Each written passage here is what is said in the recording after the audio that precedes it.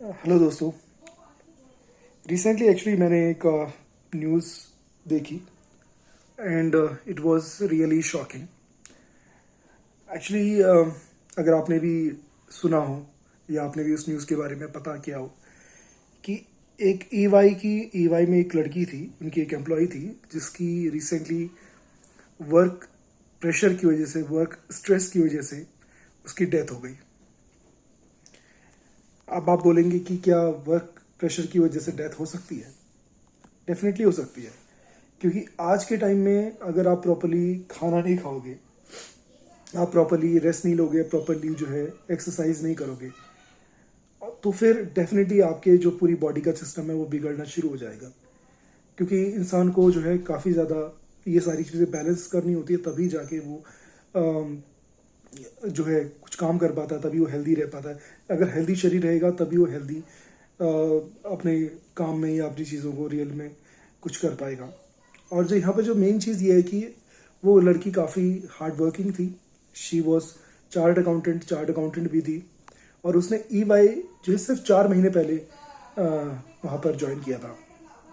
अभी क्या होता है कि ये जो जितनी भी बड़ी बड़ी कॉर्पोरेट कंपनीज होती है ना, यहाँ पर एक वर्क कल्चर होता है। वो ये होता है कि वो लोग, जैसे आप जो नॉर्मल आवर्स हैं वो तो करते हैं, तो वो तो ठीक है, वो तो कोई बात नहीं, लेकिन आप एक्स्ट्रा करते हैं ना, तो उसको ज़्यादा प्रमोट किया जाता है कि हाँ यार देखो कितना ज़्यादा एफर्ट्स लगा रहा है। और कुछ काम ऐसा होता है कि which is actually assign to you, आपको दिया हुआ है ये काम आपको करना है। लेकिन बहुत सारा ऐसा काम आता है कि जो कि एडहॉक होता है, ये तो तुम कर रहे हो, चलो इसके साथ में ये भी देख लो। अभी वो जो लड़की आई, वो 4 महीने से उसने ज्वाइन किया, उसके बाद बहुत ज़्यादा प्रेशर उसको आ गया। अभी प्रेशर के ऊपर क्या है कि आपको 50 एक्टिविटीज़ दे दी है। अभी क्या होता है कि हम लोग जैसे मिडिल क्लास है या कोई और भी है जो कंपनीज में काम करते हैं, हमारा जो घर है ना, वो वहाँ से जब सैलरी आती है तो उसी की बेस से चलता है।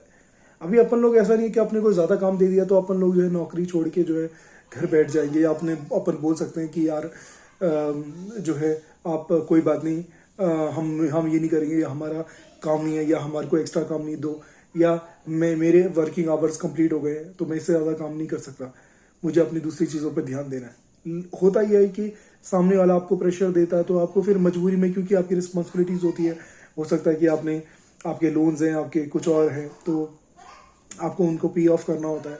आपके बच्चे स्कूल जा सकते हैं, आपके पास कुछ और लाइबिलिटी हो सकती है, आपने कुछ खरीदना हो सकता है, कुछ भी चीज़ें हो सकती है। आपके बूढ़े माँ बाप होते हैं जिसको आपको फाइनेंशियली सपोर्ट करना है, तो बंदा जो है नौकरी एक छोड़ नहीं सकता। और इमीडिएटली चेंज करना भी इतना आसान नहीं है कि आपने कहीं पर ज्वाइन किया तो आप बोलोगे कि नहीं यार मैं नेक्स्ट डे छोड़ दूंगा। भाई जब तक आपको दूसरी नहीं मिलेगी तब तक आप स्विच भी नहीं कर सकते। और ये एक टोटली डिफरेंट टॉपिक है जिसके ऊपर अपन लोग कभी बात करेंगे कि क्या बंदा जो है काफ़ी टाइम तक रुके तभी स्विच करना चाहिए, या पहले भी वो स्विच कर सकता है, और how industry is actually taking this.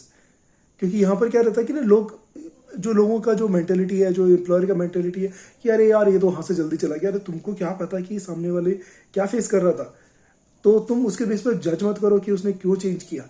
ठीक है, हर बंदा अगर काम करना चाहता तो वो काम करेगा, तभी तुम उसके पैसे दोगे। अगर वो नहीं करना चाहता तो तुम उसके पैसे तो वैसे भी देने वाले नहीं हो, तो तुम उसके बेसिस पे उसका character certificate I don't think so बनाना नहीं चाहिए। अभी आते चलो इस बात पे। फिर जो वहाँ का जो चेयरमैन है, उसको उसकी मदर ने क्लियरली लिखा कि यहाँ का जो है, जो ईवाई का जो एनवायरनमेंट है वो टॉक्सिक एनवायरनमेंट है। वैसे भी बिग फोर के ऊपर बहुत बार ये बात आती है कि वो लोग हज़ारों लोगों को या लाखों लोगों के उन्होंने एम्प्लॉय किया हुआ है, तो वो लोग जो है इस चीज़ को ज़्यादा काम को तो बढ़ावा देते ही है, और वहाँ पर काफ़ी ज़्यादा वर्कलोड हो जाता है। अभी आप सोचो ना, आप जीने के लिए काम कर रहे हो, तो आपका जीना काम के लिए हो जाता है पूरा। अब जो कि इस केस में सामने आया ही है कि एक चार्ट अकाउंटेंट ने अपनी पूरी मेहनत करके बंदी ने सीए बनी है, उसके बाद वो सिर्फ उसने ईवाई ज्वाइन किया, उसको इतना प्रेशर आ गया, वो 4 महीने के अंदर वो उसकी डेथ हो गई, उसका पूरा बॉडी का बैलेंस बिगड़ गया, और वो डेथ हो गई। और आजकल वैसे भी आप देखोगे कि कितना ज़्यादा हार्ट अटैक की चीज़ें जो है, जो यंगस्टर्स हैं उनको आ रही है, बहुत सारी प्रॉब्लम्स हो रही है। और उसकी मदर ने एक ओपन लेटर में उसमें लिखा कि वहाँ का ईवाई का वर्क एनवायरनमेंट काफ़ी टॉक्सिक था। उसको असाइंड के अलावा नॉन असाइंड वर्क भी दिया गया, क्योंकि वो नई थी, तो उनका जो मैनेजमेंट था उन्होंने जो है उसको जो है काफ़ी ज़्यादा उसको लोड दिया, उसको काफ़ी ज़्यादा प्रेशराइज किया, जिसकी वजह से जो है उसको ये दिक्कत आई। और सबसे बड़ी बात ये है कि आपकी टीम में से कोई बंदे की डेथ हो गई तो कोई बंदा ईवाई से वहाँ पर उनके फ्यूनरल्स पे गया भी नहीं, कि यार चलो एक सांत्वना देने की बात भी होती है ना कि यार ये हमारे टीम में थी, या तो चलो हम बोले कि यार सडनली ऐसी मौत हो गई तो चलो जाके बोले तो सही, कुछ मतलब अटेंड तो करें। कोई नहीं आया। मतलब आप ये सोचो कि अगर आप जीते हो मरते हो ना, किसी को घंटा कोई फर्क नहीं पड़ता, ठीक है। तो जहाँ तक हो सके कि कोशिश तो यही करनी चाहिए कि बंदा जो है अपने अपने अपनी हेल्थ को ध्यान दे, अपने परिवार को ध्यान दे, ठीक है। मैं ये मानता हूँ कि जब आप काम कर रहे हो तो बहुत सारी चीज़ें इग्नोर करना मुश्किल हो जाता है, लेकिन फिर भी जहाँ तक हो सकता है कोशिश ये करनी चाहिए कि देखो, आप अगर ज़िंदा रहोगे तो ही आप अपनी फैमिली के साथ टाइम स्पेंड करोगे, आप अपना जीवन में कुछ कर पाओगे और भी दूसरी चीज़ें कर पाओगे, ठीक है। और कुछ नहीं भी करोगे तो यार सामने किसी के लिए खड़े तो रहोगे, लेकिन अगर इतना प्रेशर ले लिया कि खुद की हालत ही ख़राब हो गई, मौत तक होने की नौबत आ गई, तो फिर तो क्या ही उसका बेनिफिट है। और frankly speaking I don't think सो कि जो लड़की फ्यूनरल्स पे नहीं गए तो वो लोग किसी टाइप से भी कुछ बोलने वाले भी हैं, ठीक है, या कुछ भी उसके ऊपर कुछ अपॉलॉजीज करने वाले भी हैं, क्योंकि आई थिंक ये सेम एनवायरनमेंट है। आप किसी भी ईवाई वाले बंदे के पास अगर आप जाओगे, कोई जो भी बिग फोर में मल्टीनेशनल पे काम करता है, हो सकता है किसी पर्टिकुलर प्रोसेस में उतना काम नहीं हो, लेकिन ज़्यादातर लोग ना ओवर वर्कलोड पे के ऊपर बैठे ही होते हैं। सबको ओवर वर्कलोड होता ही है। उनको ऐसा नहीं कि 8 या 9 आवर्स की उनका वर्क टाइम है तो क्या उतने पे ही वो फिनिश कर रहे हैं, वो definitely they are working more than that. तो which I felt is really bad. और क्या हो रहा है कि सारा रेस लगी हुई है, और इसी चक्कर में ये सारी चीज़ें हो भी रही हैं। अब रेट रेस क्यों नहीं लगी रहेगी? आप देखो ना कि यार हर एक चीज़ के खाने पीने के दाम इतने महंगे हो रखे हैं। कोई भी चीज़ देखो, मान लो अगर किसी को एक घर भी बनाना है ना, तो 2 BHK का फ्लैट जो है 1 करोड़ से नीचे का नहीं दिख रहा है कहीं पर, ठीक है। 1 BHK ही 40-45-50 लाख रुपए के है। 3 BHK की बात करो तो वो 1.25 करोड़ से ऊपर 1.5 करोड़ 2 करोड़ रुपए तक जा रहे, ठीक है। तो ऐसे में बंदा एक नॉर्मल घर भी नहीं बना पा रहा, ऊपर से सर्वाइवल करना इतना मुश्किल हो रहा है, ठीक है। तो अगर आपको कुछ हो जाता है, आपकी नौकरी अगर चली जाती है, तो आपको तो पता ही है कि अभी कोविड में गई तो लोगों ने क्या गवर्नमेंट ने आपको आके खाना खिला दिया, तो वो तो है नहीं। आप खुद से ही सब जगह सर्वाइव करना है, हर चीज़ों के लिए आपको खुद ही स्ट्रगल करना है।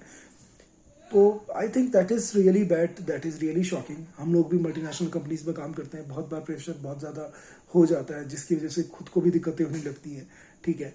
और जो ऑफिस का जो टेंशन होता है वही चीज़ अपन लोग घर पे लेके आते हैं। और अभी तो हाइब्रिड चल रहा है, तो घर और ऑफिस ऑलमोस्ट सेम ही हो गए, ठीक है। तो उस बीच में वो डिफरेंशिएट करना बहुत ही मुश्किल हो जाता है। बच्चे आपके पास आते हैं, आपको पूछते हैं, लेकिन आप हमेशा एक टेंशन वाले दिमाग में बैठे रहते हो, तो which is really very bad. तो I think it was really shocking. मैं इस चीज़ के ऊपर मैं तो क्या ही कहूँगा कि बंदा किस तरीके से उसको बैलेंस करे, क्योंकि बैलेंस करना सच बताऊँ तो एम्प्लॉय के हाथ में नहीं होता। बट कॉरपोरेट्स जितनी बड़ी बड़ी कंपनियाँ हैं, वैसे तो दुनिया भर के प्रोग्राम बोलती है कि एम्प्लॉय वेलनेस के ऊपर की बात करते हैं, बात अंदर की रियलिटी कुछ और ही रहती है। I think they have to really strictly think about it. The management has to really need to be answerable about it. और इन चीज़ों के ऊपर थोड़ा सा गवर्नमेंट को भी जो है फोकस करना चाहिए। उनको भी इस चीज़ के ऊपर एक क्लियर चीज़ें गाइडलाइंस जो है कॉर्पोरेट्स को देनी चाहिए कि हाँ, आप इतना ज़्यादा वर्क प्रेशर मत दो कि सामने वाले की तबीयत ही ख़राब हो जाए, ठीक है। तो that is my view on it.